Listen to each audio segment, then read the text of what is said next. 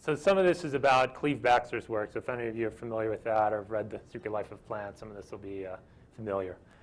So just starting out, so in the plant field, sort of, there's an emerging field called plant neurobiology where people are kind of appreciating the electrical side of plants.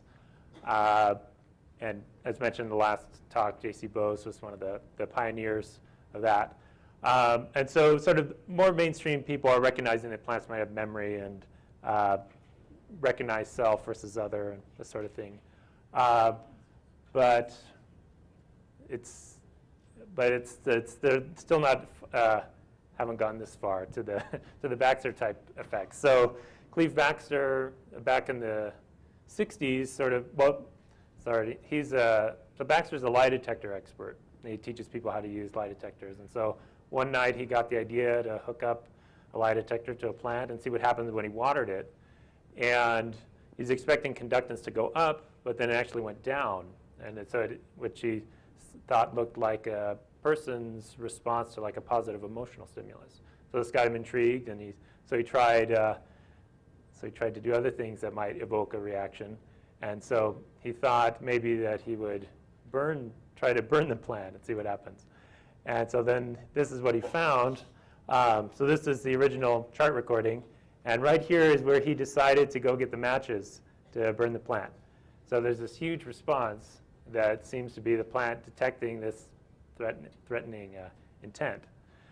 So he did other things, or like maybe have two plants, have somebody stomp on one plant, take the other plant, put it in a room, hook it up to the lie detector, have some other people walk in, there's no response from the plant, but when the person who stomped on the plant comes in, there's a response from the plant that looks like a human fear response.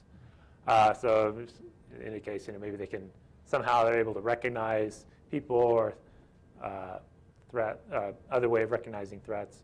And he also found that the plants seem to respond to his emotions even over long distances. So it seemed that there's particularly that there may be some sort of bond that's formed by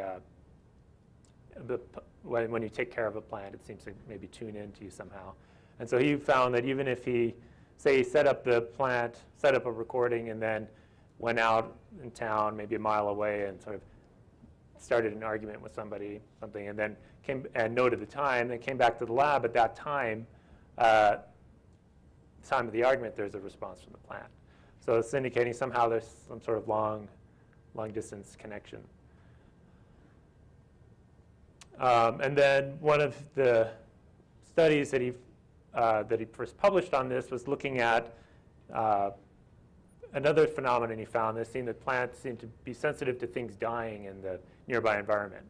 So I think one of the first things that tipped him off was that they were reacting whenever people went and used the bathroom or the men's bathroom, and it seemed that in the urinal, when the cells in the urine hit the urinal disinfectant cake, the plant seemed to react. So he developed an automated experiment where he's using this contraption, which is there's some heated water here, and then these cups. One cup had brine shrimp in it, the other cup had just water, and then they would sort of randomly dump, and then the brine shrimp would die, I guess, in the water. And so he's found that the plants were detecting this. When the brine shrimp were being dumped, the plants reacted. But this was some of this. So after the book The Secret Life of Plants came out, this kind of became a big deal. And there were some replication attempts that didn't succeed. So this was the most prominent one. It was published in Science. But there were some problems with it. So Baxter found that he found that if you dealt too much with the plants beforehand, they seemed to pay attention to the people and not to the shrimp. So he went to great lengths to have people not connected to the experiment bring in the plants, and the experimenters dealt with them minimally. But in this gas tiger paper, the experimenters water the plants right before, which maybe is a way that there's connections are formed, and they wash the leaves off, and so they're touching the plants and this sort of thing. So it's entirely possible that they basically messed up here and got too much of a connection with the plants, and the plants weren't paying attention to the shrimp. And if you look at their data, there's actually a lot of responses. They aren't corresponding to the shrimp. So there could be that they're responding to something, it's just something else. So I think once this paper came out, it sort of dampened people's enthusiasm, but there are some problems with it, and you could see why it might not succeed. All right, I'll skip this. Okay, so what I did, so I met with Cleve, and he suggested that the best way to find these reactions is just spontaneous emotion. And so his suggestion was just have the plant set up and just have conversations with people and kind of see what happens. And so that's what I did. So I just had, and so here's the setup. It was just a regular GSR, galvanic skin response, electrodes hooked down there with onto the leaf with just regular contact gel. It's this kind of thing that we use for a person, but so galvanic skin response isn't the proper term, I guess, for plants, but it's the same thing. And so I had basically conversations, and then I did some other control things with just different sounds and trying music and changing the temperature and motion and this kind of thing. But the conversations were in the same room, the people or multiple people having a conversation. And then the setup was that basically I had it going into the computer, and so the output was on the screen, and I sort of low tech, but I videotaped the screen for the output, and then the microphone was capturing the conversation at the time. So that's how I kind of connected the data. But I covered the screen. So this is something so that the people couldn't see it. So this was something Backster noted, and this is needs more study, but that he found that it seemed like if you're watching the results as they happen, sort of the watch pot that doesn't boil, that the results don't seem to come out. And that seemed that way too, so I ended up covering the screen, and then things seemed to work out better. So that's true, that's very interesting, and could use a lot of study on its own, sort of epistemological feedback, something. And then, just a regular GSR. And let's see. So the way I coded the data was just looking at 4-second intervals. And looking at whether there was a response or not from the plant in those time periods. And looking at what was going on, whether there was emotion in the conversation, whether it was just talking, whether I was talking to the plant, and whether there's movement and these sorts of things. So I was just sort of categorizing in each 4-second interval what's going on. And then, so there were 8 different sessions, 5.5 hours. And it was a plant that its name is Botanicus, that I had for a few years, and had kept in my room for a while. So it was a plant that I had for a while. And all these conversations were me with people I knew. And so here's the data. So what we found is in intervals that contained emotion, almost half of the time, or 44% of the time or so, there's responses from the plant. And some of these they're small, but they're there. And baseline is like 2-3%. So the p-value here is like 10 to the negative 70 or something ridiculous. So there's a huge difference. And probably the better comparison is talking, so just all talking, instances of talking versus emotion, because there you have all the same things going on pretty much, except for that here there's emotion present and here there isn't. That's still very significant. So there's this huge effect that the plants are responding to emotion. And then I also did some other things. I didn't really test these systematically, but like when I talked to the plant, there seemed to be a fair number of responses. And if I talked to myself, then it did too. But but there are also times where I address the camera saying like, okay, this is whatever day it was or session or what I was going to do and these sorts of things. And there's almost no responses to that. There weren't as many trials for that, but so I mean, there's some interesting things that I didn't test as much. Music, there seemed to be very little response to.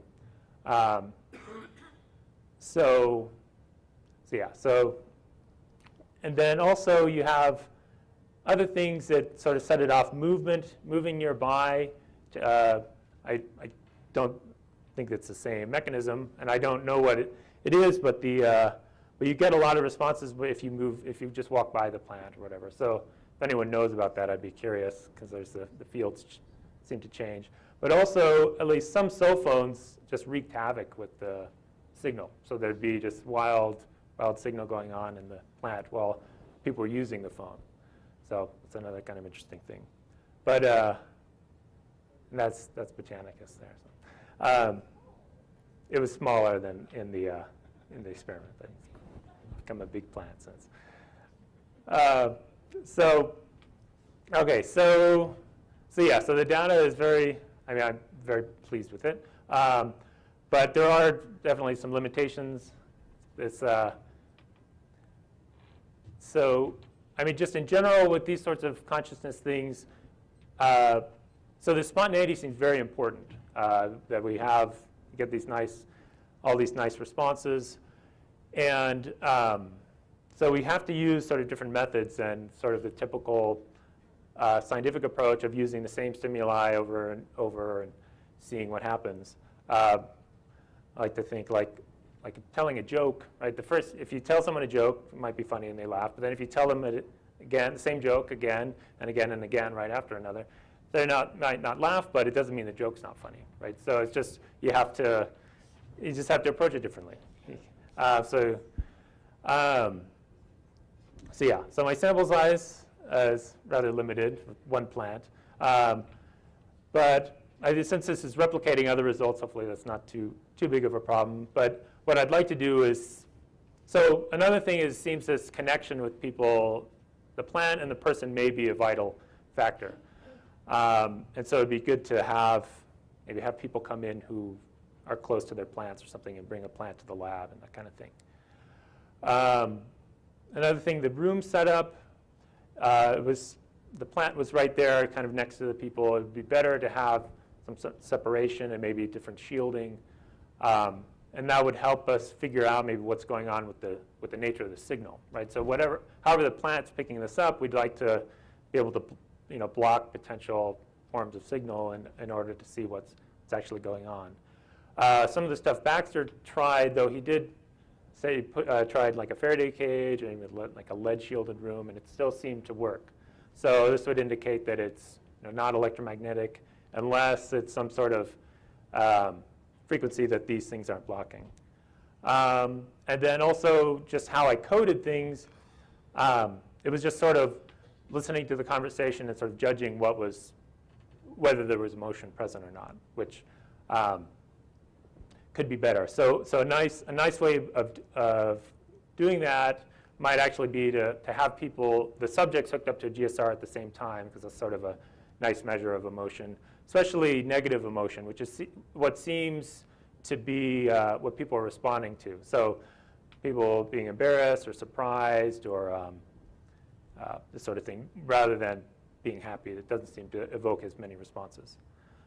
And so yeah, so theoretically, I'll just keep this short. It seems that maybe this is some sort of non-local connection and entanglement, but this seems sort of the closest thing that might explain, given that these effects seem to happen over a distance and that maybe they're not electromagnetic. And yeah, so that this spontaneity seems important, and we have these distant connections.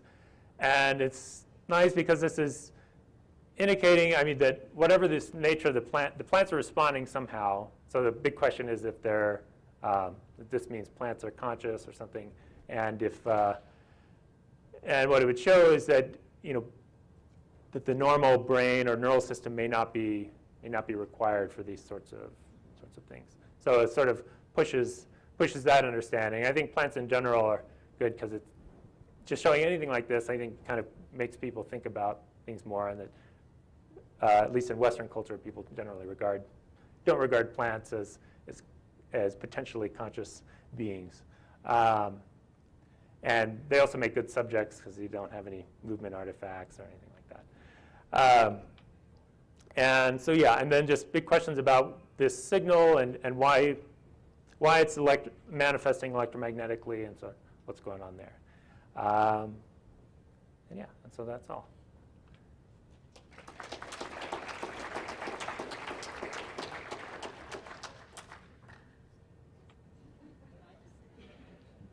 Thank you very much, and we already have one question right nearby.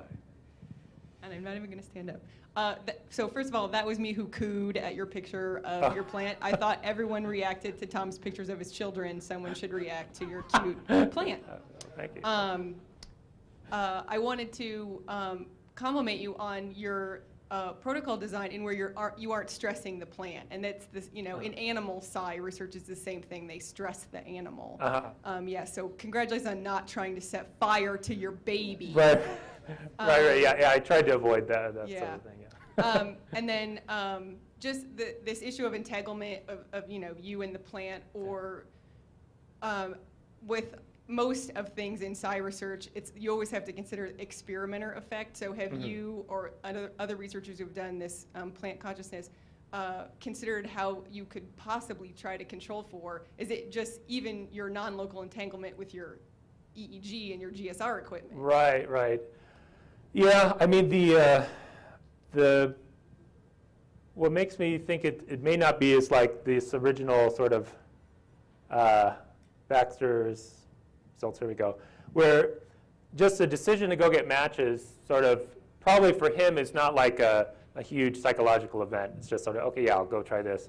But then you get this big change in the plant. So that kind of thing indicates that sort of asymmetry indicates that it's coming more from the plant than the person. But there's other things, yeah, that it could be. It's hard to tell.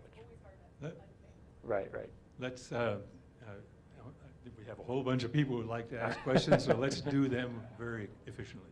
Yes, sir. Glenn again. So when I've done these kind of experiments in the past, admittedly working with human cells and not plant cells, I've observed opposite effects with different kinds of emotions. And it appears that your data, your effects are only showing effects in one direction. So the question is, have you seen any opposite effects? And if not, in the polarity of the response, have you seen any qualitative differences in the nature of the signal? Yeah, I didn't look at that sort of systematically, but there are definitely different patterns of where the responses are. So yeah, I should go back and look at that. Descartes. I'm glad you've got that chart up there, because you're showing an effect before the actual action is taking place. Right. So one of the things that occurs to me here is, we all do, view a plant as an object, something separate from us as individuals. And I guess I think that may not be the case. It occurs to me, and I think you can test this, the plant actually may be like a mirror. You look into a mirror on the wall and it reflects what you personally as an individual are doing and that sort of thing. Right. So this plant maybe is acting, or plants in general, act as a mirror of the person who's doing the experiment or whatever it is that you're intending to do. For example, you're going to burn it, and of course that response is immediate, but that response was, in the operator's intention. Right. And so it isn't really a problem of precognition or something like that on the part of the plant. You could test this probably by doing experiments with different operators, if you will, different people that have different relationships to, like, music or whatever various factors you use that you've been testing against. Okay, just a comment. Yeah, great. Chuck Lear on cell phone response. Okay. Were you able to differentiate what the difference in response was between if the cell phone was just turned on or whether somebody was actually talking? It was when a call was active. Yeah, so it wasn't if it was just present, it didn't necessarily. But if, so sometimes if you have a cell phone near a speaker and you hear that buzz, that would sometimes evoke responses in the plant. So I don't know what's going on when the cell phones are there, if they're somehow uplinking or whatever, but yeah, it seems that when that happens, the plant's also there's also a response. So yeah, I don't mean to say that the plant's responding to that, but it's affecting the plant somehow. Yeah. Yeah. Hi, Luke Hendricks here. My question is about the people, the subjects. Can you speak to differences in responses to certain people? Yeah, well, it seems mainly to be responding to me. So, but it did seem to be the other people too. So I should go back and look at more fine-grained at sort of, which people it's responding to. Quick comment and a question.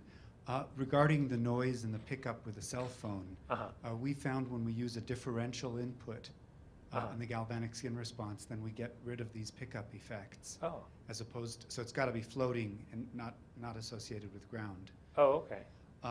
Second thing, have you checked whether the reaction to people and to you is due to something that might be chemical, such as pheromones? Because if you're in the same room as the plant, then it very well may be picking up what you're physically emitting. Right. That's why I say it'd be better to do some different shielding and that kind of thing. Yeah, so it could be, and maybe that's why these responses are robust. Maybe it's both. Maybe it's also pheromones or something. But yeah, so either way, it's interesting, I think. Yeah.